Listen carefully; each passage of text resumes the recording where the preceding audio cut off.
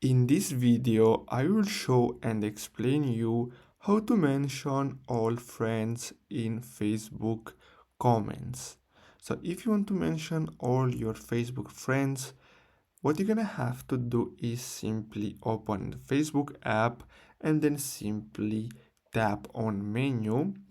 After you go to your menu, you're gonna have to simply scroll down and then simply tap on the groups option, and then here you're gonna have to tap on your groups. As you can see, it's in the top right corner of your screen, and then here you're gonna have to simply tap on groups you manage.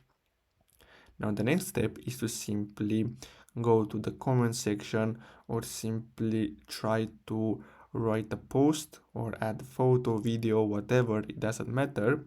And then what you're gonna have to do is simply type in everyone just like this, and as you can see, everyone, so all the members will be tagged. Now keep in mind that this works only in Facebook groups, so if you want to mention your friends, you're gonna have to add them to your group. So you can do that by going back here, and then you can simply tap on invite, and then here you're gonna have to simply invite your friends just like this, and then you can easily mention them as I showed you earlier.